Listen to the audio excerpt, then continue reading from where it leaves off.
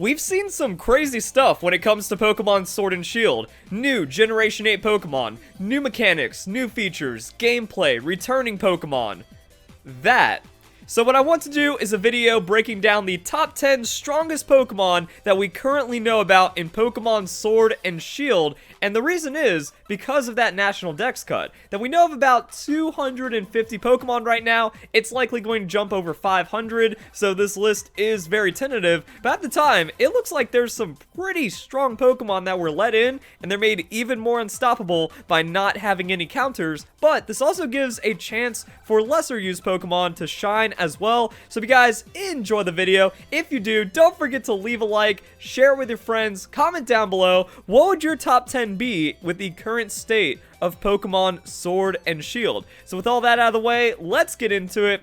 And number 10, I'm calling the Sirfetch'd right now because it has a lot of weird things going for it that could make it really busted. Now, there is going to be kind of a disconnect from the new Pokemon and the existing Pokemon. With the existing Pokemon, we know what they're capable of, we know their stats. With the new Pokemon, there could be some hidden abilities that make them really wacky, they could get really good stats, or they could just become useless. We'll have to see how it plays out, but what gets me about Sirfetch'd is the Meteor Assault. That if Game Freak decides to push this Pokemon's attack over 130, this Stab, Hyper Beam, Giga Impact kind of move is going to have a lot of KO potential. Also, if it just has a very naturally high attack, it comes in on a Retaliate, it comes in on a Stab move, it finishes off an opponent, it goes for the Meteor Assault. If that scores a KO, it doesn't matter if Sirfetch'd can't take any action, it just got 2 kills for just kind of popping in as a revenge Pokemon. I like that a lot. But there's also a few other things that could happen. What if this Pokemon, because it has a shield, is like kind of Mega Kangaskhan tanky? If they make it to where you can't two-shot this Pokemon reliably or without super effective moves, it might survive after the Meteor Assault and then Meteor Assault again. Or it Dynamaxes, uses the Protect move, uses Max Knuckle, and then Meteor Assaults again. This Pokemon could just score like 3 KOs for free, so you're going to have to keep an eye on it.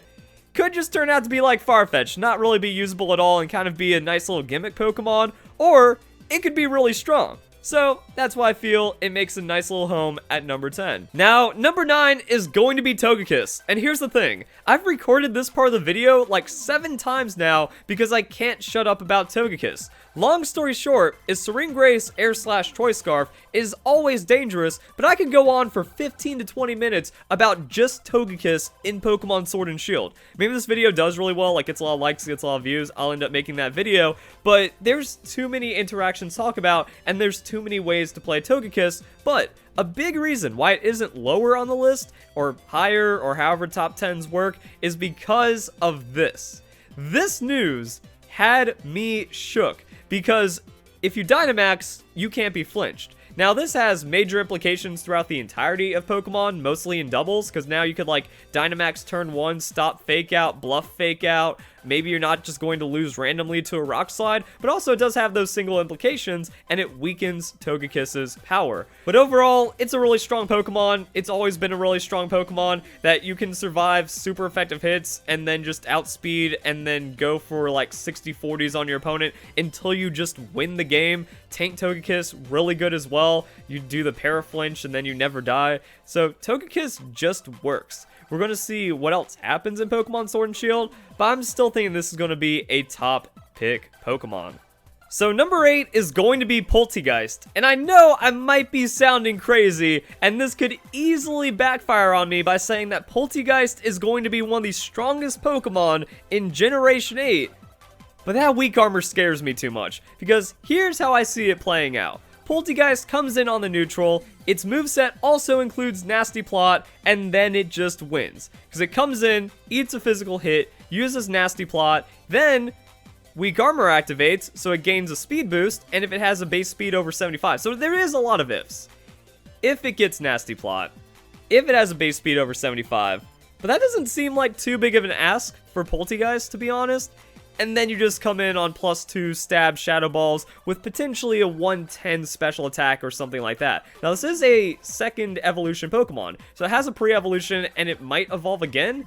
and it's also just a Pokemon that's surrounded by a teacup. So I feel like it's also going to have an interesting amount of bulk and some kind of middling speed if Game Freak decides to just tune the stats just a little too much. We might be in for a real threat. Now, there is counterplay to this, but it also forces your opponent to play really differently. That if you just bring in Poltegeist, and you know they have all physical moves, they're going to have to switch out, or they're getting swept, which means you get a free Nasty Plot, and you're still kind of a tanky Pokemon, so you respond to their special threat, and you still one-shot them anyways. Poltegeist might be scary. So because of that, I have it on the number 8. Number 7 is going to be Chandelure. So beginning of September trailer had Chandelure, and once again, this is also a Pokemon that can always be scary.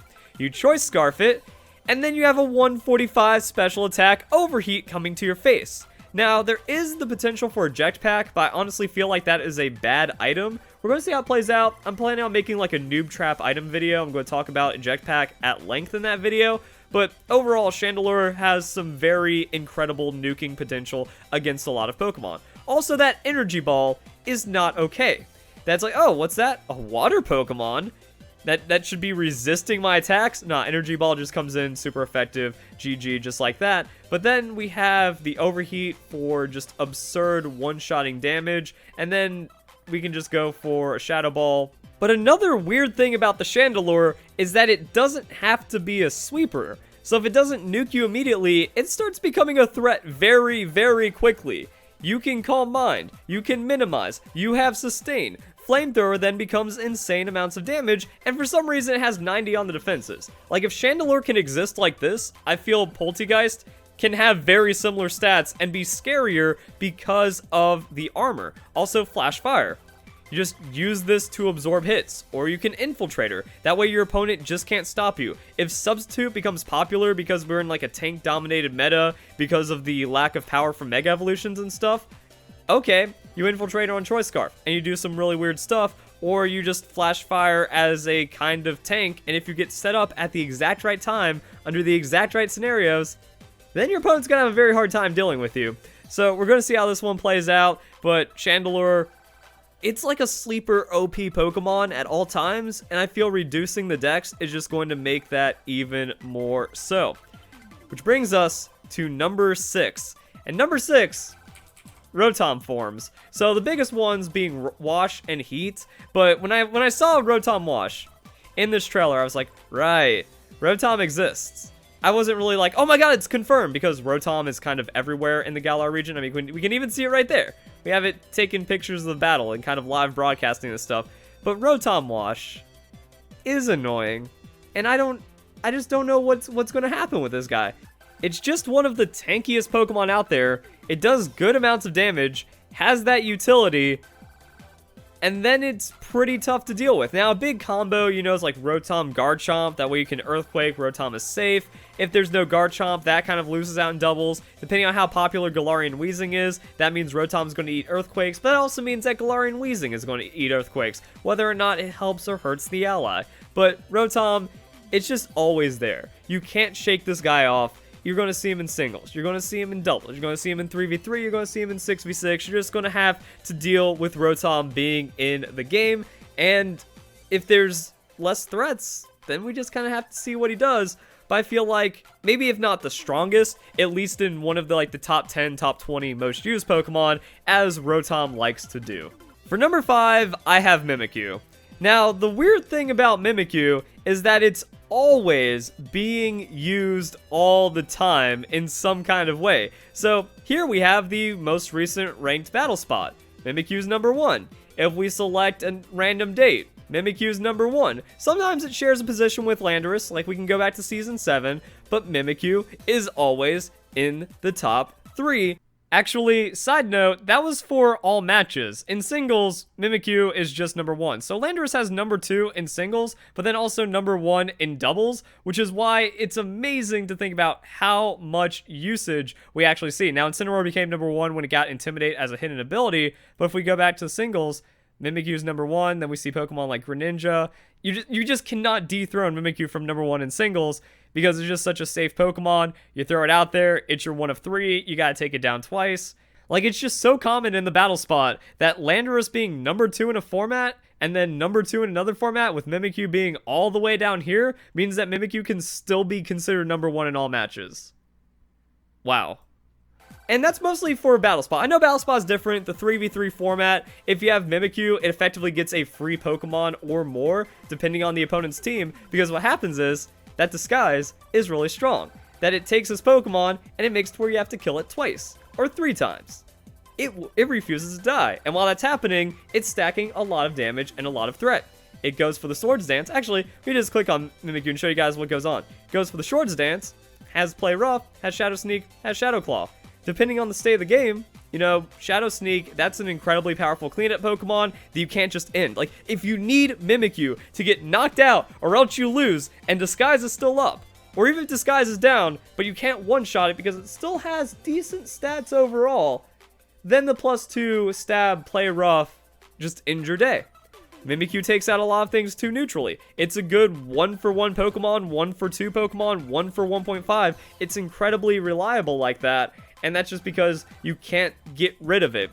So Mimikyu, it's been confirmed. I just see Mimikyu working. And you can't forget, Mimikyu has that 96 speed. The weird thing about Pokemon Sun and Moon is that a lot of new Pokemon were introduced, but they were also like really slow. So if a lot of sweepers are removed from Pokemon Sword and Shield, if the speed mechanics kind of have any kind of weird things going on with them, Mimikyu is just going to be a reliable Pokemon. That, while it does get outsped quite a lot by sweepers, sweepers are usually the Pokemon that are most vulnerable to getting abused by the Disguise and then one-shot in return. So the weird thing about Pokemon Sun and Moon, I say this in a lot of videos, I'm going to keep on saying it, is that all of the Pokemon, or almost all of the Pokemon, had a unique mechanic, had something going for them in a different way, and had a lot of potential power, but were just slightly undertuned. So only a few of them got to do some really crazy stuff. Now, in Pokemon Sword and Shield, if any of these Pokemon get buffed, or if a lot of other like really powerful Pokemon get nerfed to justify the dex cut, then that means these guys might actually end up with the power level that they were supposed to have, or like the theoretical power level in Generation 7, which means a lot of these really strong potential Pokemon just come out as super powerful, and that means the already strong ones, like Mimikyu, just kind of get to run away and do all kinds of fun stuff. So we're going to keep an eye on that. Mimikyu, once again, very high usage, very reliable Pokemon. You see it quite often because it just works. And unless you can like burn it, unless you can hard status it, unless you find a way to get through that Disguise with a tanky Pokemon without losing too much momentum, without getting swept on, there's a lot of ifs there. But it's not the strongest Pokemon, so I think it's just really healthy. As we see Pokemon Sword and Shield right now, Mimikyu number 5, that's fair. As for number 4, I feel that this is where the existential dread is going to start coming in. Dusclops. Dusknoir is revealed, but Dusclops with the Eviolite, what can you do about it? Now, this also brings up some interesting things that might happen with Pokemon Sword and Shield. Without Megas, tank Pokemon are just instantly buffed right there. Also, with the removal of some sweeping Pokemon, we haven't seen Dragonite yet, we haven't seen Garchomp, we haven't seen some of the more predominant starter Pokemon, legendaries. Most likely, since Pokemon Sword and Shield is the first game in a generation, think Sun and Moon, think X and Y, there's not going to be many legendaries, and also if Ultra Beasts don't come back either, then tank Pokemon are just going to be running wild, and that's kind of like where this list is going. Rotom's good, Togekiss is good, Dusclops is good. Remember, Ferrothorn and Toxapex exist in this game. You can bet that you're going to be seeing them on this list as well. So, because of that, Dusclops gets buffed in a way, and then it gets to be scary. Also with Dynamax, Pokemon that rely on Pain Split, they're going to be able to get more health. If the opponent Dynamaxes to try to get out some power, you Pain Split that, you survive their hits. So it's really going to be, if Dynamax buffing moves and becoming like mini Z moves is good enough, because whenever you Dynamax, you use an offensive move, that move goes like over 100 base power. We don't know exactly how strong it gets just yet, but is that going to be enough to offset not having Mega Evolutions, not having Z moves, not having instant ways of destroying just hard stuck tank Pokemon? But also at the same time, the tank Pokemon can Dynamax. It can use Max Protect, or the Max Guard. It can also gain health in a pinch and survive one of those super powerful moves. So that interaction is going to be interesting to see how it plays out, but at this time, I'm thinking it swings in favor of the tank Pokemon.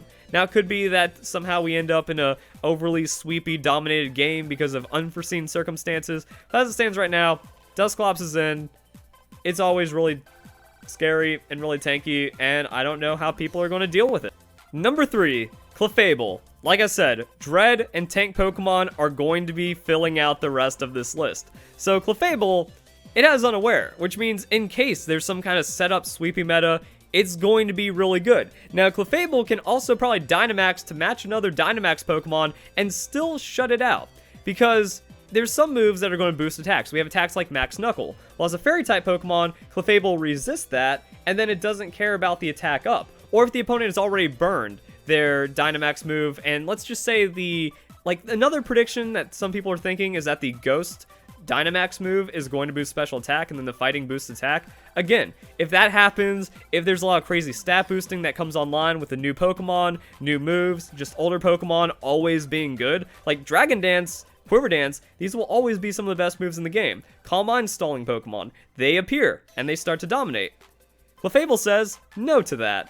With that Unaware, it sets up for itself, it becomes very hard to kill, and then it can just roll over things, and it can use that Dynamax to also just be more reliable in that. Like, not a lot of Pokemon transition to damage as a tank Pokemon. Clefable does that. And then the scary thought is what happens when a Calm Mind boosted tank turns on with Dynamax. Nothing good. That Moonblast becomes like a 120, 130 base power move on a +2 Calm Mind, and it gets to one-shot everything for the next 3 turns. Or if it feels like it's really under threat, it can actually use the Protect move. So you do the Max Guard twice, eat up 2 of the hits, survive the other one, KO with a Moonblast, come out Dynamax, use Moonlight. How are you going to stop Clefable? This is going to be really interesting to see how Pokemon Sword and Shield plays out, to be honest. Now, I said that Toxapex and Ferrothorn were going to be on this list, and the thing is, I kind of cheated. I'm putting them both at number 2 because they're effectively the same Pokemon.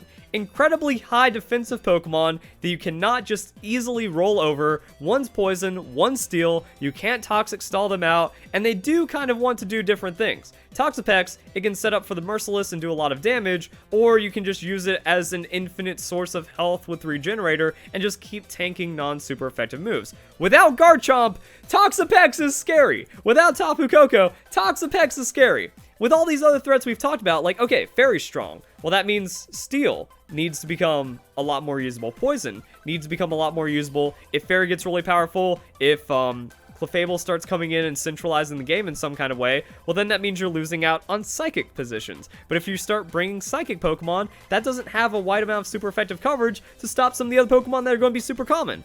So I feel like we might be stumbling into a really just everything's broken kind of meta, which I would prefer in Pokemon Sword and Shield, and Toxapex is going to come out of that on top or in a really good position. Now, Toxapex could also want to set up, just go for Scald. Scald gets nerfed. That's going to be a Toxapex nerf. Hoping for that Scald nerf. We're going to see what happens. But Scald, Burn comes in. It starts to run the stockpile. And then it can just poison stall you out forever while healing forever. So it's more of a Pokemon that wants to sit in there and really go for that long game. But then Ferrothorn, if it isn't immediately threatened, that's a free Stealth Rocks. I also don't want to think about what happens if Ferrothorn Dynamaxes, gets half of its health back, and then uses the Gyro Ball Dynamax move to gain defenses. It can also use Power Whip. So if it just comes out, like here's what happens. You Stealth Rock, and then the next turn you just Dynamax into a Power Whip. You get Grassy Terrain for yourself, which means you're also losing Earthquake power on the rest of your team if you decide to switch out, or however long that Grassy Terrain is going to stay in play. And then Gyro Ball starts boosting your defense. What? Tank Pokemon aren't supposed to benefit this much from Dynamax, but I think they might. And that just means Ferrothorn is going to be a ridiculous Pokemon to deal with, because now those niche damage calculations on Hidden Power Fire or the non-stab Flamethrower, those don't work anymore, because Ferrothorn gets 50% more health, and then you can't kill it, and then it's killing you anyways.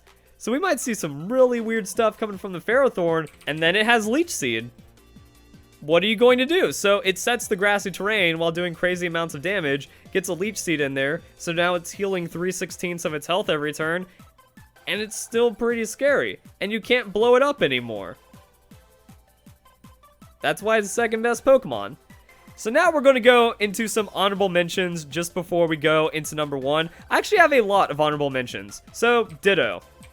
Ditto is always like a top 3 Pokemon in a very funny way for me, that I consider it the strongest Pokemon because it's just your Pokemon but better.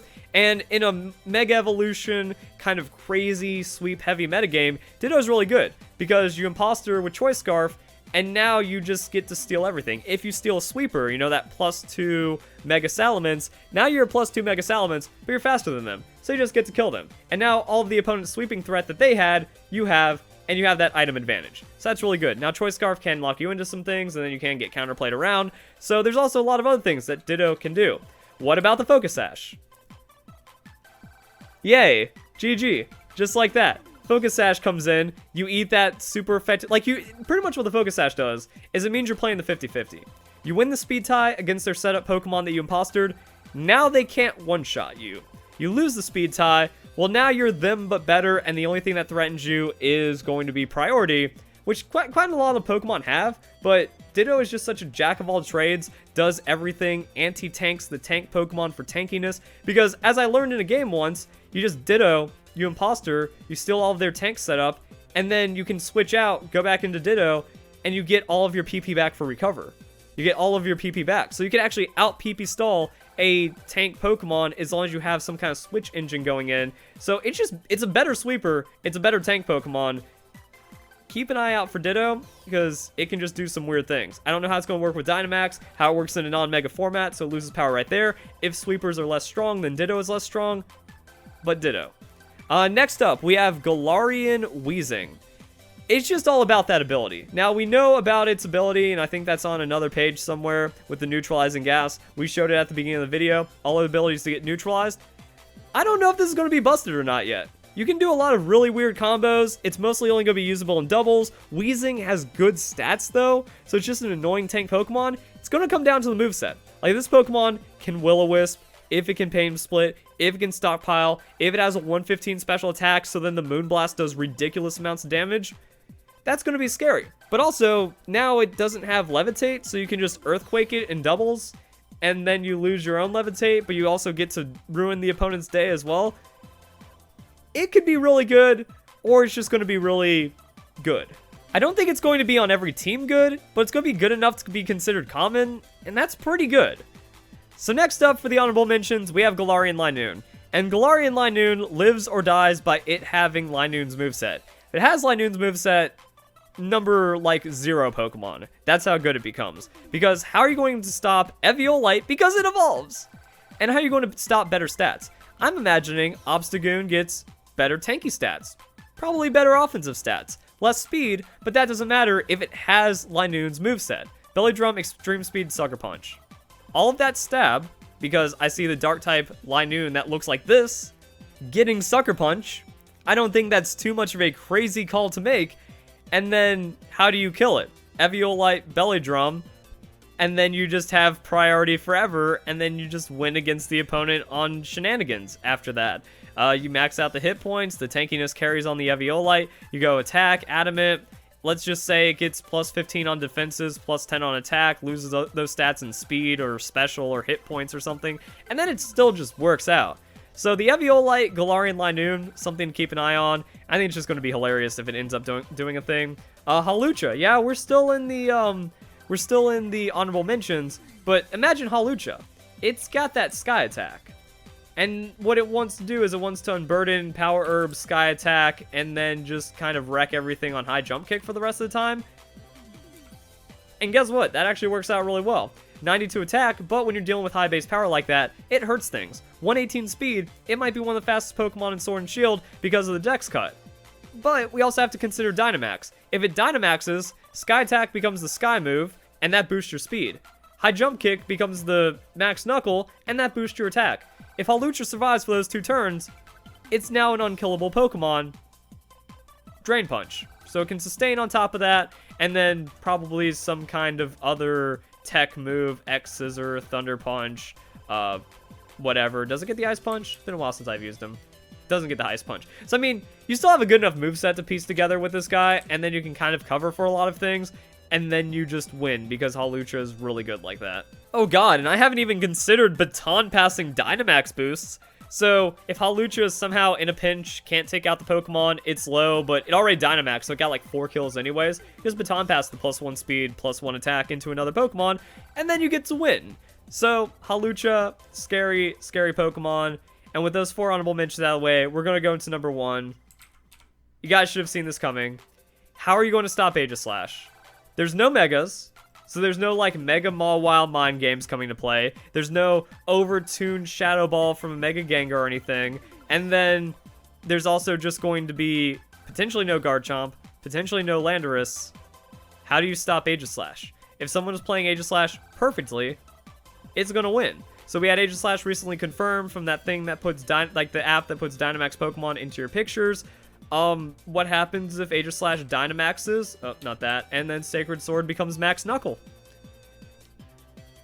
And then Aegislash just has, like, health on top of health. You run Citrus Berry, you get that health, and then you Dynamax, and then you get that health, and then you're just a stronger Aegislash that can't be one-shot by other Dynamax Pokemon, but you're probably one-shotting other Dynamax Pokemon, and I wonder how that interaction is going to work with King's Shield. Like, it says that you can't fully protect from max move, or not, yeah, just Dynamax move damage, but if it makes contact and still procs the King's Shield, like, you're taking some damage, like a chip from a Z move, but then they just get to do less damage, you Dynamax in return, you effectively have 2 health bars between Citrus Berry and Dynamax, and then you do all these things. And then it gets really scary. So Aegislash, it's always been like the #1 Pokemon. It's in Pokemon Sword and Shield and Reduced Dex, so I see it even being more #1. That's going to make things really fun. And I don't even acknowledge Mixed or Special Aegislash, but it's going to be really good. Also, that means Eviolite Doublade, probably going to be really good as well. Keep an eye on these Pokemon, and once again, the Dread. I'm happy for it, though. You guys might hate it, but a tank meta, that's going to be my funhouse. So I'm excited for all these things. A lot of Pokemon I frequently use are already on this list. I don't think it's biased because they're just going to be strong, and we're just going to see how Pokemon Sword and Shield plays out. So we still have, like, the other half of the decks to be revealed. Still have some new Generation 8 Pokemon that might be even more busted than we can imagine. But this is the state of Pokemon Sword and Shield. I like it. So if you guys enjoy the video, hope you have a nice day. Thank you very much for watching.